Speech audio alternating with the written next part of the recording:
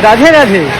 ভগবান বামনদেবের চরণামিত যে গঙ্গা, সেই গঙ্গাকে মহাদেব শিবশঙ্কর তার জটায় ধারণ করেছে।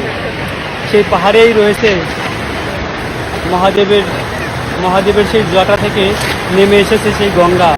অপরূপ সুন্দর এই গঙ্গা ভগবানের চরণামিতকে নিজের মাথায় ধারণ করেছে মহাদেব।